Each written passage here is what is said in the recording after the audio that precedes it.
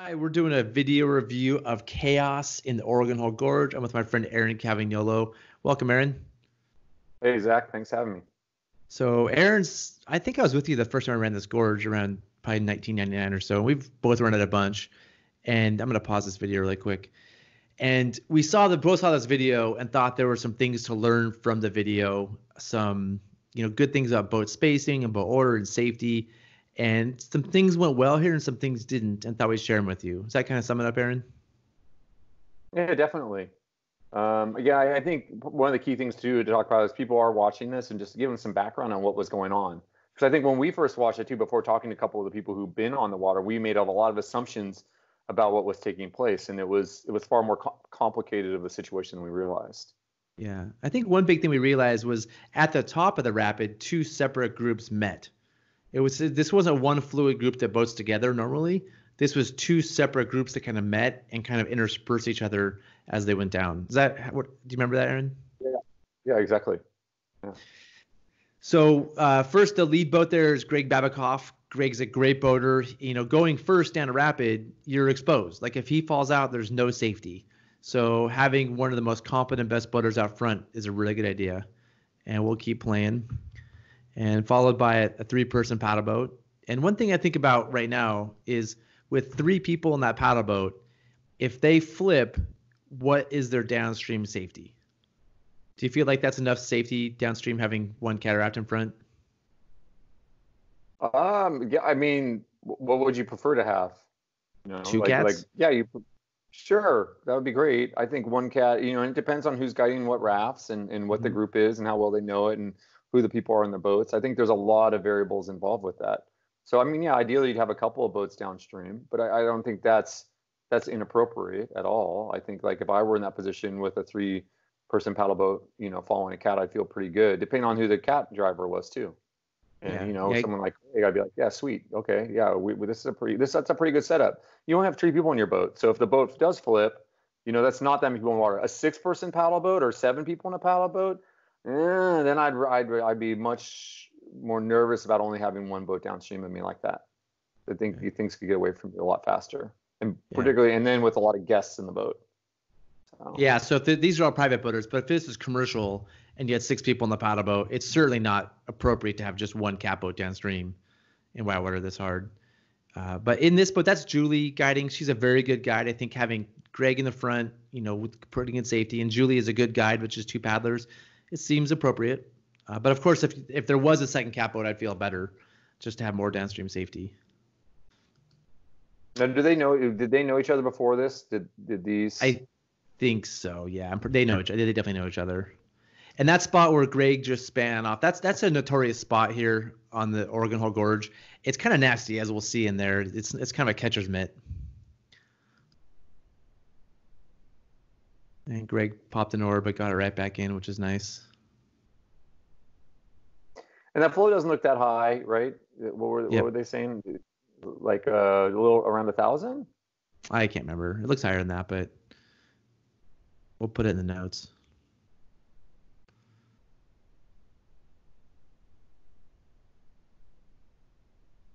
So Greg's looking good. He looks back, which is nice. Look back at the boat behind him.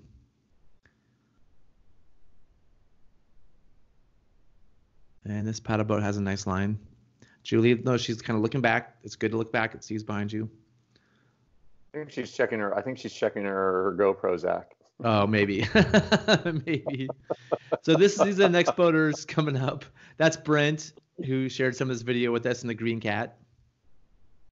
And here comes Aaron. This is Aaron Erdick in that blue high side cat. Aaron, how do you feel about that boat spacing? Do you feel good about that? Are those boats properly spaced? My thought is that like you're not really going to rescue someone between where Aaron's boat is and the bottom where that raft is and the other cataract is. So the spacing through the rapid, I mean, I'd rather have it a little closer, but I think the big thing, if there's space down there at the bottom for people to eddy out, I don't think it's the worst thing. And then depending, maybe he was waiting to make sure that the boat got through okay, and then he wasn't going to run it if they had a problem. But I think there's a lot of different ways to run safety here. And I think the key thing is that eddy at the bottom is having boat waiting at the eddy at the bottom of this drop. If that eddy, if the boats are in case someone has a problem in this rapid, right? Where are you really going to collect people? Is at the bottom. I mean, there's that eddy on the right halfway down, and maybe you could put a cataract in there, or a kayaker in there or something if you wanted. But I feel like the bottom is a really good place to clean things up and pick people up. So yeah, like if I were in Aaron's position there, I wouldn't be like, what the hell, they're leaving me out. I'd be like, okay, yeah, that's cool. But now they seem to be leaving him. So what happened there is Brent got stuck in that catcher's mitt we talked about, and Aaron's passed him. So we're putting together video from different vantage points here. This is a bunch of people sharing their video.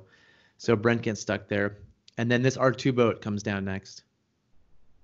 And you can see the one thing I really like here is Aaron's in the eddy on the right down there. That's the place where if there's a mistake, you can help out.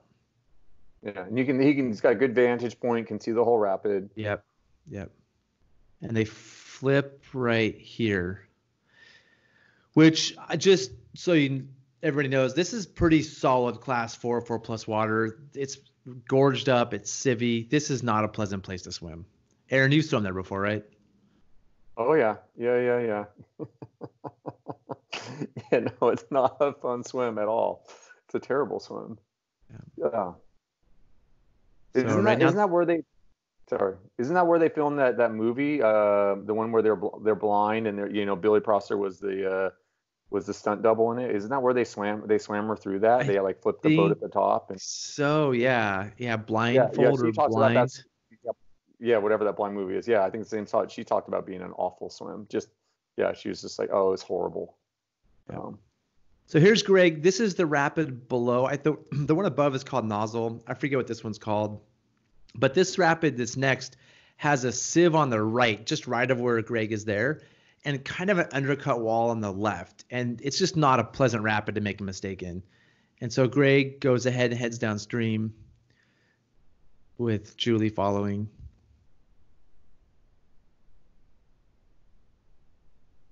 So here we have Brent. This is happening simultaneously, I think. Brent's stuck in that little pocket of doom, and then this R2 boat is flipped. And then Aaron's cat is still in the eddy between the two rapids. I believe so. So they have downstream safety right now with Aaron's cat. Which it would be nice to have more than one boat. It would be nice. The eddy is not large, so I not being there.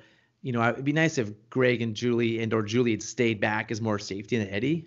But also, Julie, if Greg leaves the eddy, Julie is his safety from behind. So you want to go in pairs. So there may not have been room for all three boats in the eddy where Aaron is. Here's a side thing, though, Aaron, I think about sometimes. They're holding on to the line on the boat. Are there times when you don't want to be just holding onto the line? Like, do you worry about getting smashed between rocks here in the raft? Yeah. Well, yeah, and I would say I would want to just climb on top of that upside down boat. Like if I'm gonna I think in the middle of the rapid, like you're super athletic, you probably could. I think I would struggle here climbing on it, but I'm worried right now. But up above, if you go back a ways, I think that would have been nice. Oh yeah. So right there, if you're that whole section in there, okay, I'm like they're just like looking downstream, like. That's enough there to at least get to an end, and you start working your way up. And then that's the other part is their raft well set up to climb up on top of when it's upside down. Do they have grab loops? Do they have a system in place that they know they can get up on top for their upside down boat? I think this is something, Zach, you and I have talked about a lot. If you're boating class 4, particularly if you're the guide, you need to be able to get up on top of your upside down boat, or you don't want to be out there. And it doesn't look like they're confident in their ability. Maybe those are the two paddlers. Were they just R2ing it? It was just two. It was an R2. It was R2. Yeah. But yeah, like that to me, of what we've seen so far, that's the most disappointing part. Is like that's the part where I'd be like, man, like those are guys I'm working with. I'd be like, hey, next time let's try to climb on top of that boat in that starch section, just to get yourself out of the water, and then you're a lot safer. Yeah. So we don't want to be super critical of anybody here. Like in the moment, decisions happen quick. People make mistakes. Aaron, you and I both made mistakes. Like we've probably done the same thing. We just want to use this as an opportunity for teaching for anybody to look at, like what is possible, what can and can't be done. And personally for me here, I'm not sure I could have jumped on that upside down boat in that flat water, but I probably would have tried. But I definitely think I would have let go of the boat because I want to get my feet up out of the water. and just kind of control where I go. Here, if you're just holding on, you're going where the boat's going. So the boat goes to a sieve, you're going to a sieve, right? You're kind of attached to the boat. If you have a PFD on and you're dressed for the situation, you should be able to get your feet up out of the water and just, kind of swim aggressively to good places, especially right in here. Does not look pleasant. Yeah. And Zach, above there's a nice eddy on the left that they could have swam to and got out of the water. Yeah. Like there's it is impressive they're holding on their paddles. Now that's legit right there. They're still holding the paddle. That's awesome. I think, why do you need to stay at the boat? Why can't you swim to shore and get out of the water? There's those people on the river left already there. So there's boats over there. They could get ferried back across. Let go of your boat and get to shore. You'll get your boat back. And having feet deep in the water here makes me nervous. I don't like feet deep in the water, which could be a potential for entrapment. And I believe now at this point, Aaron we don't see him in the video, but he's on the right-hand side in this eddy below. Oh, man. So hopefully you could swim to Aaron in the catboat there. And then they continue. And they continue to swim down this, which I think is an incredibly dangerous rapid, even in a boat, to swim down this, which I think is an issue. And what were you going to say? Well, I think you bring up a good point, though. When holding onto the raft, it's a lot harder to keep your body on the surface. Mm-hmm. It's really awkward. If you try doing it, you remember like holding on the boat and trying to keep your feet up, and you're getting slammed against the raft, and the raft's pushing over you and then yanking you and just pushing you down. Away from the boat, it seems way safer at this point. Yeah. So right there to the right of where they are, there's a sieve. So luckily the boat went to a good place and took them away from the sieve. I think towards undercut. The undercut's on the left there. Ooh, yeah. But I don't think it's that undercut there. It's kind of nasty. I don't think it's the kind of undercut that would trap you, but it's certainly not a place you want to get slammed up against as a swimmer. So the other thing that happened. Oh, go ahead, Aaron. Before we get to this, I think a question back with that other scene is like, so they drifted by. We didn't see the other. I don't know what. Maybe Aaron is staying safety for this person, and maybe he doesn't know those other people. I'm not sure, but those people just floated on down, and we know those other two boats are downstream, and I'm pretty sure they don't know the boat flipped, and so basically they have no downstream safety at this point. Their boat's upside down, and they're floating down one with it, and it looks like they're not going to be able to self-rescue. It looks like they're not going to get back on top of the boat by themselves. So that's I'm assuming that Greg and Julie were the downstream safety because they went ahead, that they're downstream safety for that rapid, and I'm assuming that, and they're cleaning up that mess. There we go. They got to the bottom. Yeah, but I'm assuming that they definitely should have stopped after that rapid to be safety. And then it makes sense. Aaron was on shore. He couldn't go row out in the river and pull the raft ashore in time. He was just there to help them if they swam to him. But Aaron is now, if they passed him, Aaron is now the downstream safety for this. And Brent is stuck on this kind of nasty rock. And from what I understand, this was another group of boaters that weren't even with this group that just happened to be here. So I think Brent kind of lucked out that these guys were up. Yeah, there's Aaron. So what happened was the flip already happened, went past Aaron. Aaron, they didn't make progress towards Aaron, so he couldn't help them. But now Aaron is Brent's downstream safety. So Zach, can we go back a little bit just to that last little scene we're seeing looking downstream? Right there, yeah. Go back a little bit. Just go back a little bit. There. So a couple of things here. Let's talk about that scene there. Tell me when to stop it. Yeah, okay. We'll keep going. Stop there. Stop. Yeah, great. So when we're looking at there and looking where his cataract is, that's not a great spot to set safety, right? I mean, and maybe that's the only option, that's the best option, but just talking in general is like if you come upstream on River Right, if he could pull over in that little eddy water there and wait there, and sometimes it's hard to wait in those things, but higher, he could actually have pulled out there, grabbed him and pulled them back in, or on River Left, the spot on River Left there too, maybe there's an eddy there or something on that side where you can wait, where you do have the space to pull out, get people, and then pull back to shore. And I think that's a big problem I see a lot of people is like, not pulling into the appropriate eddy for safety. And sometimes it's like there isn't a better one, and maybe that was the only option. But from there, what can he's not much help. He can't do much. Because if you swim by here, he can eddy out, but he definitely can't pull them in before the rapid. It's just you want to be in a higher eddy. So if there's a swimmer, you can get out pull them in, and then prepare yourself to run the rapid, or pull into a lower eddy and let them out. Yeah, because like there, if they try to swim over towards him, they're swimming towards the sieve. Yeah, that's true. That's really right. Yeah, it's just it's a tough spot, you know, and like you don't want to leave your buddy, and for sure, and and you know, and maybe he looked around, and that by the time he looked around and saw him stuck, that was his best spot to pull over. But I think just in general, that's why, you know, we want to eddy out the top of rapids right when we get to the bottom as soon as you can, so you have more space to pull people in. Yeah, so when people ran the nozzle, they should have eddied out as high as they can to provide safety for the next people coming down. Yeah. So of course we're looking at this and we say, oh, you catch that eddy, you can catch that eddy. Maybe you can or can't. Like, it's hard to tell for sure. Yeah, exactly. Totally. Not saying in this situation, but just looking at it and saying, hey, these are things just to discuss when we're out on the water. And you know, if the group above had been like, hey, let's catch eddies, let's go slow, that's disgusting. Also, I think it's just good boating etiquette to be stopping below big rapids to provide safety. I think that even without discussing it, that could be part of it. So Brent's, I just want to go over this a little quick. Brent's stuck in his cat. This happens. Like, mistakes happen. I think what's really important and the good boaters do is they recover well. And some things I really like that Brent's doing is he's taking his time. He seems very calm. He's not in any hurry. And he's accepting assistance from these guys as needed. So I feel like Brent did a great job of just sort of like picking this apart, trying to figure out, you know, how to get unstuck, not doing anything too drastic, just trying different things out until something finally works. And Zach, talking about this is like, we are least concerned about him of pretty much anyone right now because he's stable. Yep. You know, we don't know what's going on with the boats downstream. Yeah.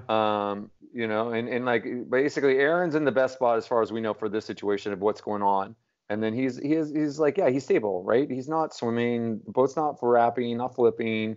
Yeah, and like when he pulls out of here, it could be a little sketchy. And I'm actually almost more scared for these guys on helping him than Brent in his boat. Because they could fall out because they're trying. You know, yeah, they could fall in and they're trying to help out. They slip, and yeah. So the guys rescuing, like, certainly they should be helping, but they don't want to put themselves in any danger. Yeah. And they're doing a great job of spotting each other. Yeah. Oh. Does a great job of staying in. Yeah. Oh. I've paddled that. I don't know if it's the exact same green cat, but that Moravia cat, it's pretty fun. That Moravia cat's pretty cool. It's a little 11. I think that's the 11-footer.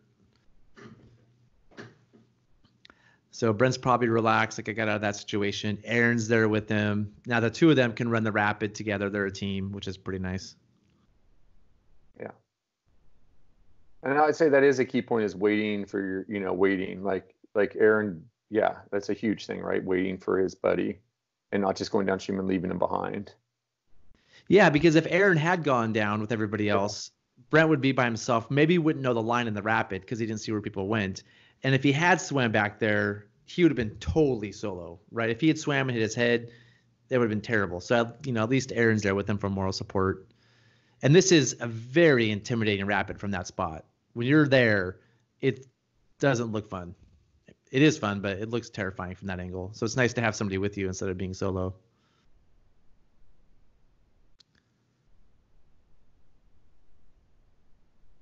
There they go. Oh, it'd be fun to be out there. Yeah. Oh, man. I remember the first time I ran this rapid in a kayak the first time, and I'll never forget the feeling I had when I got done with it. Was it back in your Y? It was before I was in the outburst. It was. Really? I think I was with you. We did this together. I was probably like only doing like the South Fork of the. I was like a class 3 boater, and this was like my first real class 4, and I was just so stoked to have lived.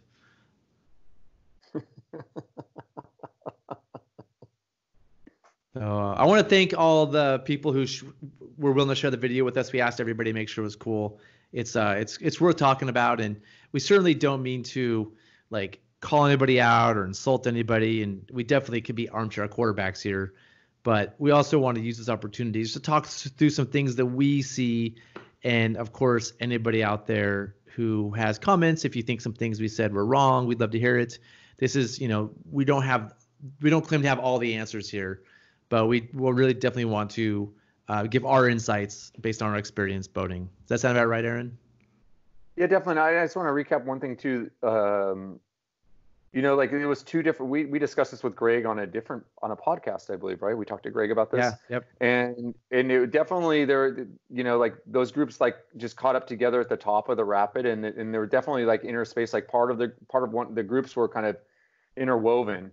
And we discussed how that's made it much more challenging because they hadn't boated together before, and there wasn't a lot of a plan. And we talked about like, yeah, maybe it's best not to do that, for rapids in general, unless you really know the other group, and maybe have them go right after you or something like that. But having them intermixed created more opportunities for miscommunication and for not keeping an eye on people in the way they're used to be keeping an eye on, because everyone runs safety a little different. And more important than what you're doing is that everyone, I think, is on the same page for what's going on. Like we have a team plan of how we're approaching this. Yeah. And I feel really strongly that like everybody may be able to run class 4 rapids, which doesn't mean you're a class 4 boater to me. The fact that you can maneuver a boat through a class 4 rapid to me is not enough. You have to be able to do that and self-rescue and provide safety for your team in class 4 rapids for me to think of you as a class 4 boater. It's not just literally can you physically get the boat down rapids. And so I think that's an important thing. As I talk to boaters about who want to do harder rivers, I don't want to hear just like, yeah, I've done this rapid, this rapid, this rapid. I want to hear I've done this rapid and I am athletic. I can jump on my boat if it flips, and I can set safety for my friends too. So that's a wrap. Thanks for everybody for joining us. And if you guys like this kind of video, we'll do more of them. This is kind of a spur of the moment thing we thought we'd try out. And if you think we're on a high horse and we shouldn't be talking about this stuff, let us know too, and we'll stop, because we definitely want to provide value when we can. We're not doing this just to like, be on a high horse. We're doing it to hopefully provide value to people that want to get better at boating and have better skills. So thanks for joining us. Yeah, thank you.